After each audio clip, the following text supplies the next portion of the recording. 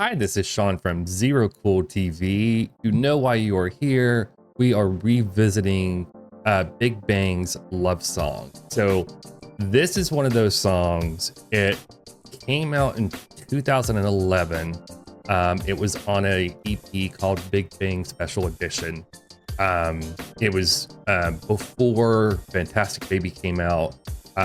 So they had they had submitted themselves as a kind of one of the top K-pop groups. But this song gets me in my feels, if I could say. We did a revisiting of Blue, and Blue is one of those songs where it's like a vibe. As soon as you listen to it, it's melancholy. It takes you to a space of like I remember where I was when I heard the song. I remember the feeling that I had. I remember the feelings. I could be in a bad mood, a sad mood, but that song would always kind of bring me out of that and just bring me back to that melancholy, like you just want to like close your eyes and sway or something. And this song, Love Song, I think it was one of the great songs from Bigbang. But I love the video, because what I loved about how they did the video, and it's arguably you could say this about other videos they've done, but there's no standout. No standout person. They didn't focus on any one person. The dancing was minimal, but the dancing was like one of the things that I've heard artists say before and things in life, and this is maybe something you can take into your life. When you have to go do something and be in public or get ready for a presentation at work or whatever, you rehearse, you can't rehearse anymore. And then the day of the event, the performance, the presentation, you throw all of it out the window because it's muscle memory. And then you could just come in and just do what you need to do. It's muscle memory, it's natural, it's relaxed, you're relaxed, I should say. And that's what this felt like. They rehearsed, and then when it came to shoot the video, they just did what they needed to do with the choreography. It was set up perfectly. This is a highly produced video. It was kind of done in one location, burning cars in the background or anything, if I remember right. But other than that, it was just them performing the song. So with all of that said, let's go ahead and get right into it. We're going to be watching Bigbang's Love Song. All right, so here we go.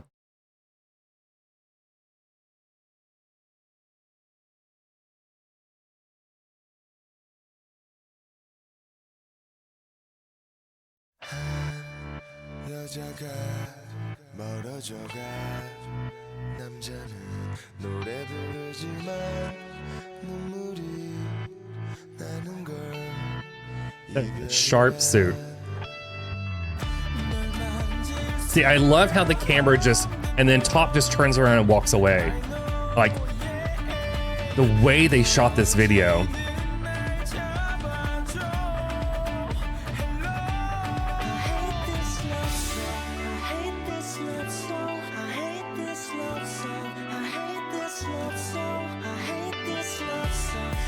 There's the fire. I remember there was fire.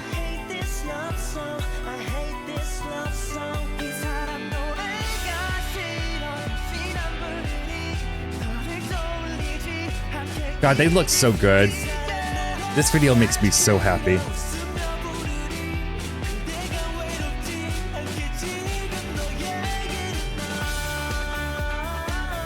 And see how Top just quietly made his way to where he's supposed to be, and then they start their choreography.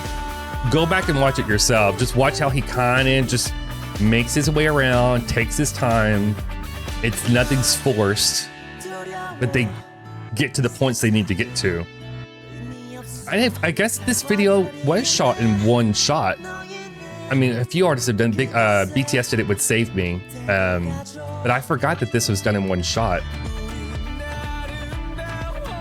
Yeah, this is amazing. When you could do something like this in one shot.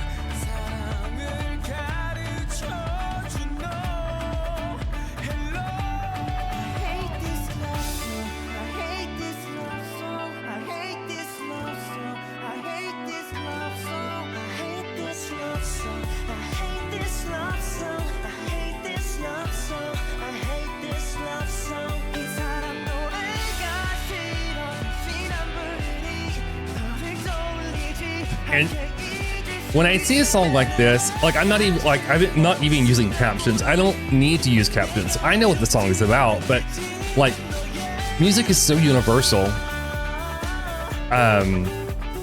They do a good job of giving you like the chorus, like in English. And with the way the song feels, the music video, you get a general sense of what the song is about.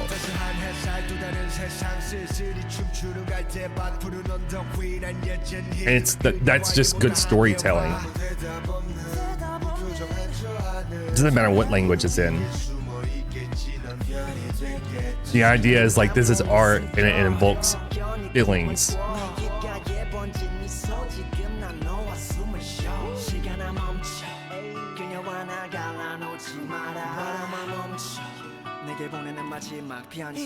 I guess they did cut away there. But I guess all that first half was all one shot.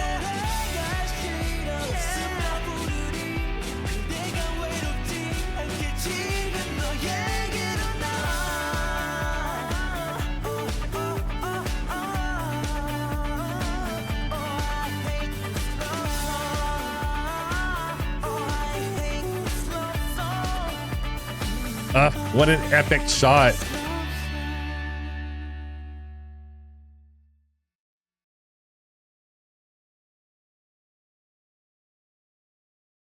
Oh, so good. The whole time G-Dragon's not even looking at you. Oh, so good. All right, so we just got done watching Love Song by Bigbang.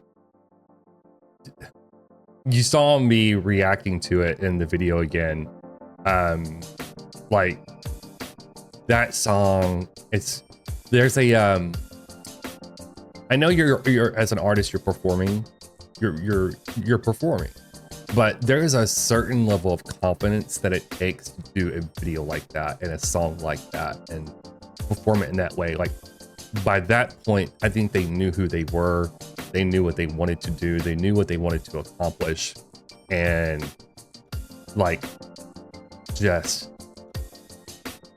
I feel like I'm a broken record sometimes, but it was just like the perfect song with the perfect video. It was just like, it set the tone. You don't need subtitles to understand what's happening, what's going on, what story they're trying to tell, what feelings they want you to convey.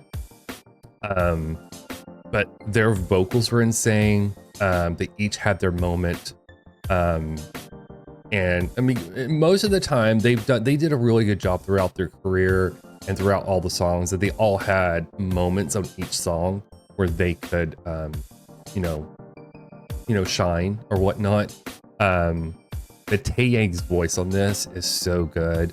And then Daesung, like Daesung has a tone to his voice that is unmatched. Like there's no one that sounds like him. There's no one that sounds like Taeyang, and frankly, there's no one that sounds like any of them. But even towards the end of the song, like Top had his moment with the rap, and so did G-Dragon.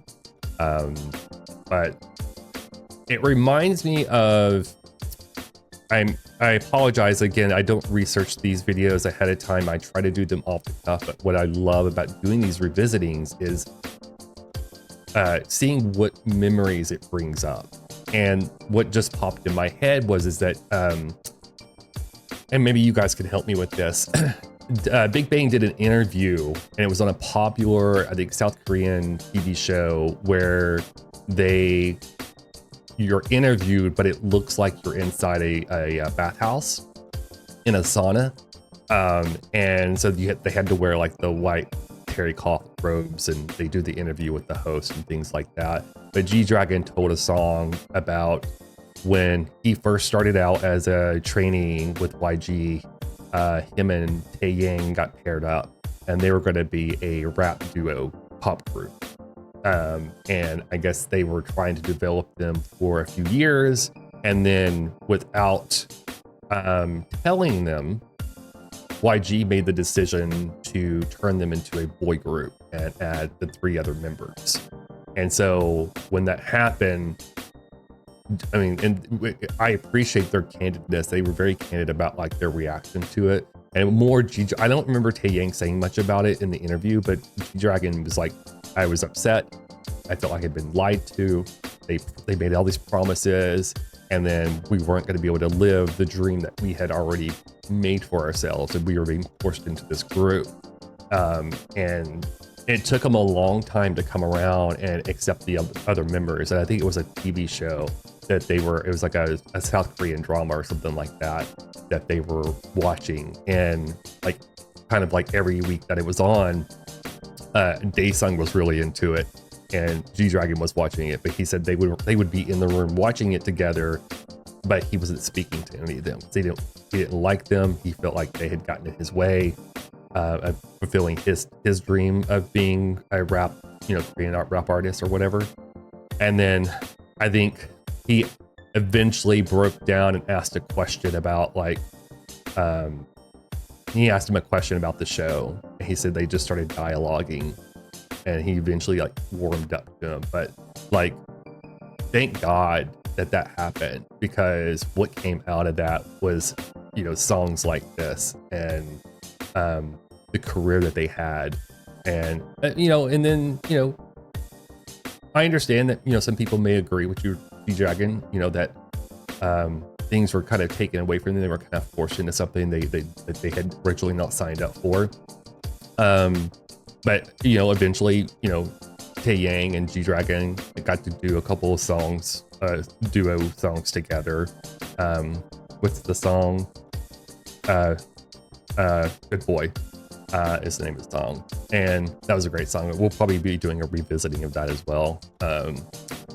But yeah, so I just love, because if you watch them in their concert videos, there's one concert video that I was watching, and I can't remember if it was Blue or Love Song, but it was one of their quieter songs, and like the camera's in the middle of the stage and they're surrounding the camera, so the camera's spinning, and as the camera comes around, you see what each member is doing, or each member's like looking at the camera.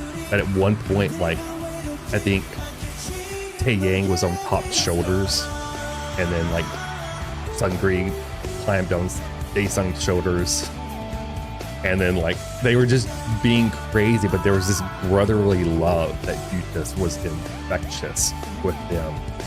And this, I don't know where they were at in their lives or what was going on personally, but this song reminds me of that kind of brotherly love that they developed for each other eventually, and the journey that it took them to get there. And this song is still early in their career. It was, God, it says, iTunes right now says 13 years. I didn't look it up. I think it's like 2011 is what we said. Yeah, 2011. Yeah, so I don't know what else to say about that. I think I've kind of went on a little long here, but again, I just want these revisitings to kind of bring up memories and give me a place to talk, because I didn't have a reaction channel. I didn't get to react to all the K-pop stuff in the world. So there's a lot of great K-pop reaction channels, and I'm sure you guys can think of 5 off the top of your head. I do as well. So I don't feel like we need another reaction channel for new K-pop. So I wanted to do a revisiting of the K-pop music that I love, and that kind of shaped my love for K-pop and pop music. Yeah. So with all that said, be kind to yourself, and we'll see you in the next